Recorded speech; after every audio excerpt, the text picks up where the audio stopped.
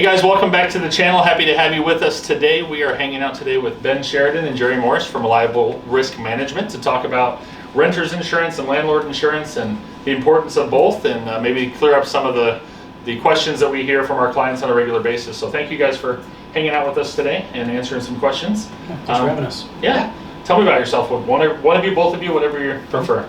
Well, my name is Ben Sheridan. I've been in insurance for about 6 years. Prior to that was in the car business for about 20 years. And, just wanted to be able to look at something a little bit different, but still have the customer service element that I really enjoyed about the car business. Very cool.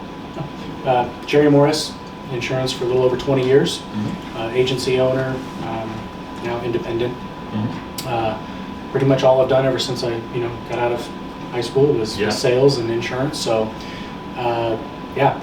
started in California, made my way to Texas, had a couple agencies in Texas, back to Arizona, and now independent. So you must know a lot because you've been in 3 different states, and I bet you the insurance requirements are all over the board in those states. They are. They differ from state to state. Every state has different requirements. Every state has different regulations that you have to follow. And even now, I still write business, and Ben also writes business in 41 different states. Wow. Almost 41 different states. So that's a lot to keep up on, I'm sure. It is. It definitely is. Luckily, we're both very well versed in that, and we try to stay tip top. So. Yeah.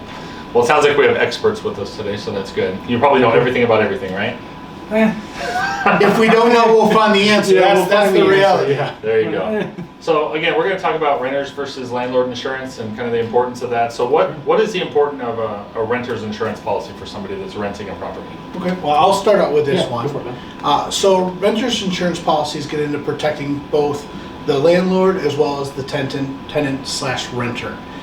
What you end up having is you got from the renter-tenant aspect of things, you're going to have your general liability or personal liability that would end up being there, as well as their personal property.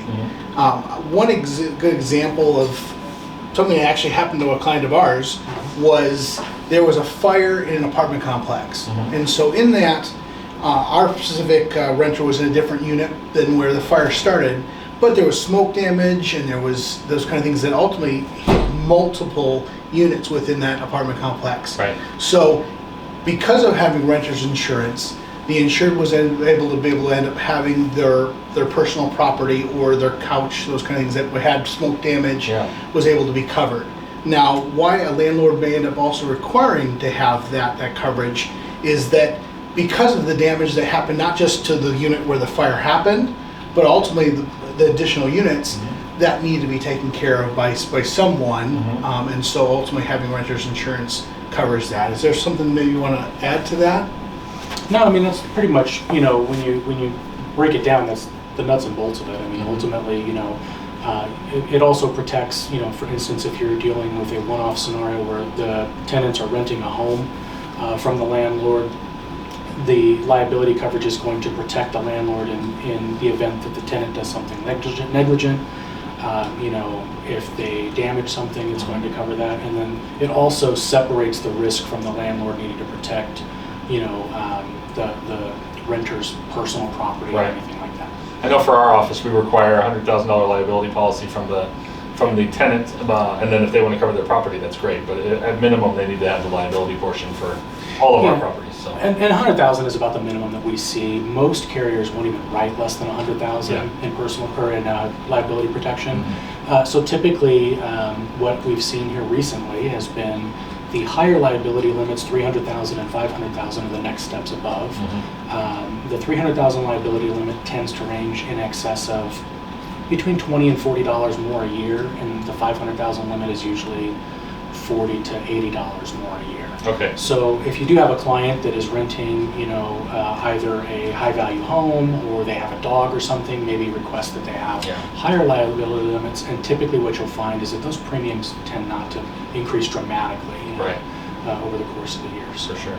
Yeah, we learned the hard way. Unfortunately, we had tenants that before we required this at my last company, we had a kitchen fire, similar to what you're talking about, and the tenant didn't have any liability coverage, and the homeowner's insurance had a deductible associated with it, and neither party had the money for the deductible. So that was fun. So they had a kitchen burned down and nothing they could do to fix it. So now we require that, and we kind of had to learn the hard way, but it's better now. So So let's shift gears and talk about landlord insurance. Sure. It's basically homeowners insurance, I would imagine, but it's just a different type of homeowners insurance. So I guess maybe highlight the differences of landlord versus traditional homeowners insurance. Yeah, so I'll field that one. So your homeowner's policy, typically it starts off with somebody buying a home to live in. At some point in time they decide, hey, we're going to move or what have you. Hey, let's keep this home and rent it out. No problem, everybody does it. I've done it myself. I've got multiple properties in Texas and in California that I lived in at one point and then moved out of and maintained the home as an investment property.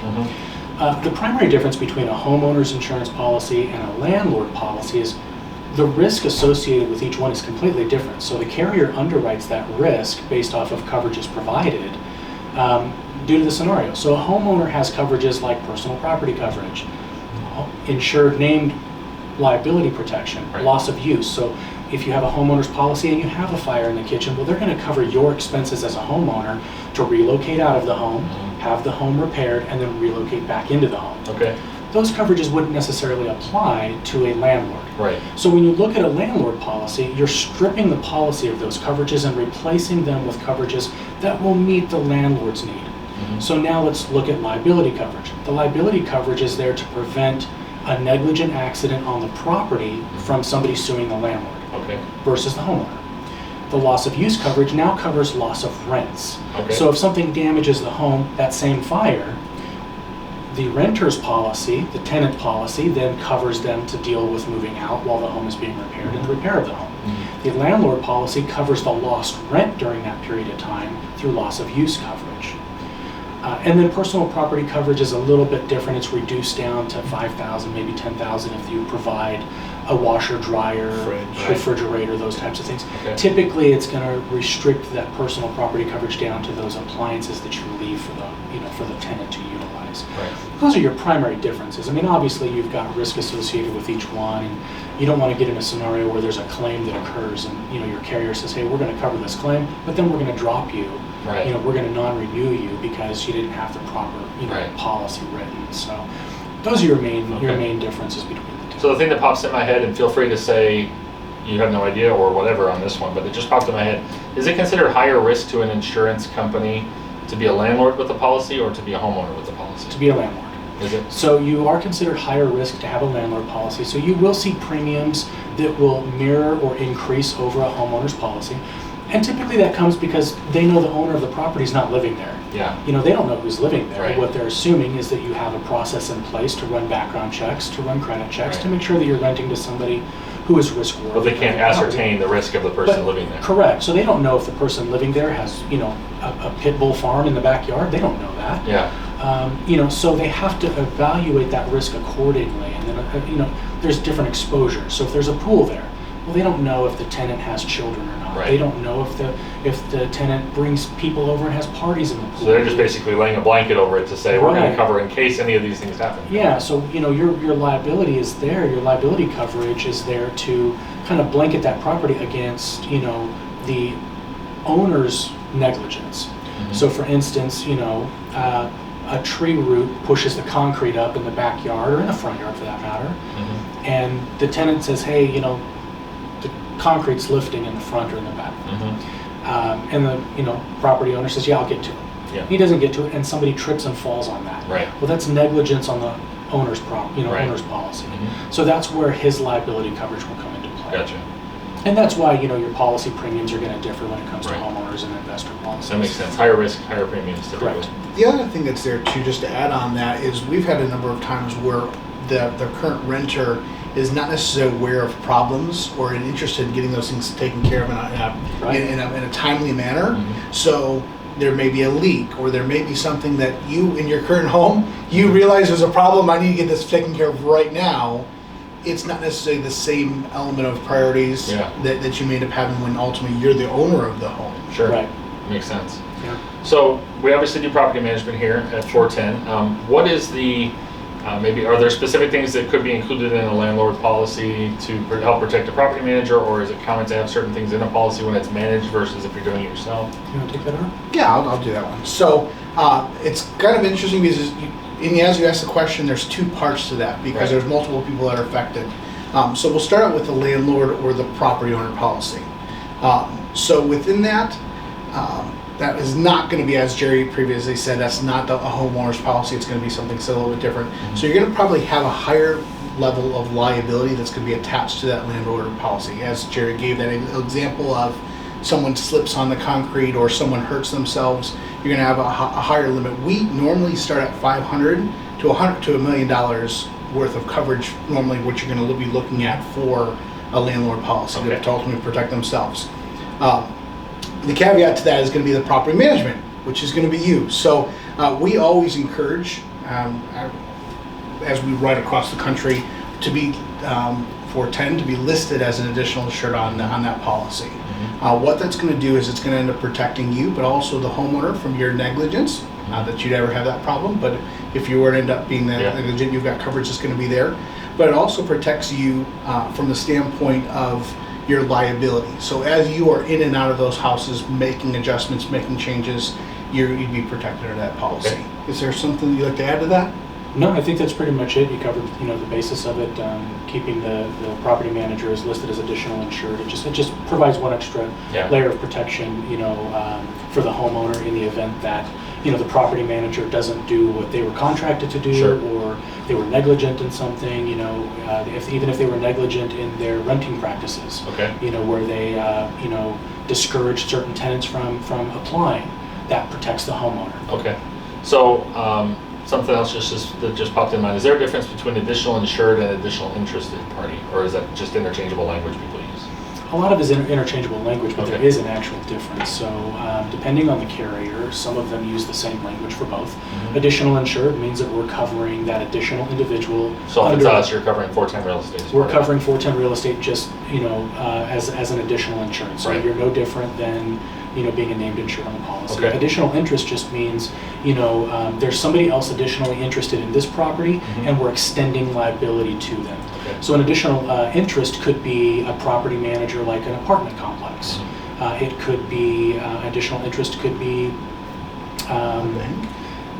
maybe like, who was it that we did the additional insured or additional interest as opposed to additional insured? For me, I know that we asked an HOA company. HOA. So an HOA company would be an additional interest versus an additional insured. I know for us, we ask for renters policies to have us as additional interested, and it's more for us to know, because we require them to have that liability coverage I mentioned. So if they cancel the policy, they fail to pay, we're notified of that. Now on the homeowner side, we ask for additional insured because we're trying to protect ourselves as well as the homeowner for those issues. So that's why I asked if they were the same or if they were different language. Yes, I mean, they're somewhat interchangeable depending on the carrier and the circumstance. So like an HOA on a homeowner's policy will be listed as an additional interest versus an additional insured, because the HOA doesn't ever come onto your property or have anything to do with the property. That's all you. Okay. Well, I put you on the hot seat with all this insurance questions. So now we'll get to the fun part, which is tell us about reliable risk management and why somebody might want to give you a call instead of somebody else. Well, as you've already seen, reliable risk management, we do operate as kind of a team philosophy. So you've got Jerry and myself, as well as a number of other agents that work for our company.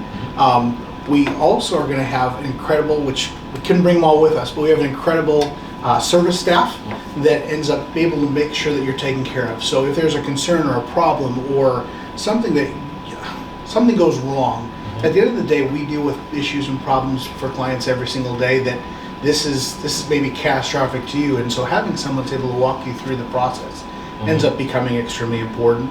Obviously, you also end up having the element of a claim and how quickly that process is able to be taken care of is important, and that's something as a whole, as an agency, we do a very, very good job at. So we've talked on previous videos about the importance of looking at insurance from a broker standpoint as opposed to a captive agent. So what can you share about that? Obviously, multiple carriers, that's a good thing to have. Yeah, so being a broker, we're able to actually shop around through multiple carriers. We work with a little over 22 carriers currently within 41 different states. So we have the ability to actually tailor a product to fit the client's need, and try to maintain, obviously a cost approach to that as well. With doing all of that and being able to shop it around, there's a couple benefits. One, as your time goes on and you have that policy going through renewals and everything, if you experience large increases, or even one carrier may decide they may not want to work in a certain area. Certain carriers don't like working in coastal, or they don't like working in floodplain, or they'll pull out, they'll go in and out of areas. We're actually able to shop that policy around, preventing you from needing to spend your your time, doing all of that. Sure. We can actually do the shopping for you. We can focus on all of that. You give us a call. Hey Ben, hey Jerry, I'm experiencing some premium increase. Can you tell me why? Yeah. And we'll look at it, and if there's really not a good reason, we're Yeah. going to shop that policy for you. We're going to find you a better opportunity, and we'll move it for you. Yeah, Hopefully you do more information is always good for anybody. Final question I'd like to ask everybody that I speak with is, we're all in business to make a buck, right? So that's obvious. So beyond that question, what gets you up in the morning? Why do you do what you do? Why have you chosen insurance as what you choose to get up and do every morning? I'll start on this one. So ultimately, one of the things that's important to me as I love people. Mm-hmm. I enjoy helping people, putting people in a better position. For a lot of clients we talk with, insurance is not something I understand. And so Jerry and I actually kind of have a motto that ends up saying, let's make sure a bad day doesn't turn into a bad life. Okay.